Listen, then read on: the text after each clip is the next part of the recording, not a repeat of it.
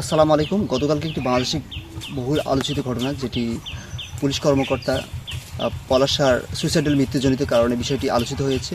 তো এই মৃত্যুর পেছনে যেহেতু অনেক কারণ ছিল, উনি হয়তো ভালো জানেন। চিঠির মধ্যে যেটি প্রাথমিক আলামতের ভিত্তিতে আমি যেটি বলতে চাচ্ছি, তো আমাদের গ্রাম অঞ্চল বা শহর অঞ্চলে বা সব ফ্যামিলিতে একটা মোটামুটি কনফ্লিক্ট দেখা যায়, এবং বউ এবং শাশুড়ির মধ্যে একটা দ্বন্দ্ব থেকেই যায়। তো আসলে আমরা কি কখনো ভেবে দেখেছি এক সময় যারা আমাদের ওয়াইফ, তারা এক সময় শাশুড়ি হবেন? আপনি আজকে যে অবস্থানে, আপনি নিজেকে একটু প্রশ্ন করুন। আপনি আজকে ছাত্র, আপনি এক সময় টিচার হবেন, আপনি এক সময় অবসর হয়ে যাবেন। আপনি এক সময় পঞ্চম শ্রেণীর ছাত্র ছিলেন, আজকে আপনি মাস্টার্স অনার্স শেষ করে বিয়ে শাদী করছেন।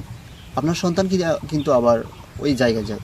অর্থাৎ মানুষ, অর্থাৎ পৃথিবী কিন্তু চলে একটি বিনিময় প্রথার উপর। আজকে যেখানে আপনি ছাত্র, সেখানে একদিন কিন্তু আপনি টিচার। তো আমি যেটা আসলে টয়েস্ট করতে চাচ্ছি সেটা হচ্ছে যে এই যে আমাদের সংসারে যিনি আজকে বউ হিসাবে আজকে বাসায় আসছেন, তিনি এক সময় কিন্তু শাশুড়ি হবেন। আবার যিনি শাশুড়ি রয়েছেন, তার তার কিন্তু মেয়ে আছে, মেয়েরও কিন্তু বিয়ে হয়। তিনি কি কখনো ভেবে দেখেছেন তার মেয়ে তার শাশুড় বাড়িতে বা তার শ্বশুর বাড়িতে তিনি কেমন আছেন? আমরা কি এভাবে কি কখনো ভেবে দেখেছি? আমরা এই যে মানুষের প্রতি এই যে একটা জুলুম, নির্যাতন, অত্যাচার করি, আমরা কি আসলে কখনো নিজের ইন্ট্রিনসিক ভ্যালু থেকে আমরা কি কখনো ভেবে দেখেছি যে এই জায়গায় আমি থাকলে আসলে কী করতাম?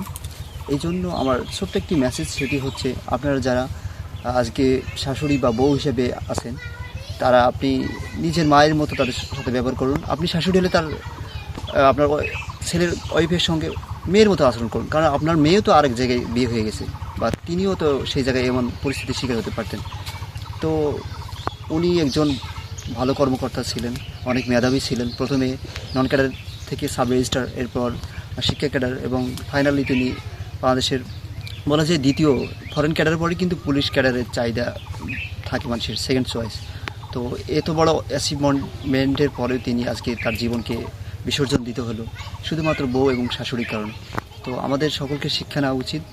আমাদের সংসারে ছোটোখাটো ঝামেলা থাকবে, এটা স্বাভাবিক, কিন্তু এই ঝামেলাগুলোকে সেভাবে গুরুত্ব না দিয়ে আমাদেরকে সামনে এগিয়ে যাওয়াই আসলে আমি মনে করি শ্রেষ্ঠতার বিষয়। ধন্যবাদ সকলকে। আসসালামু আলাইকুম।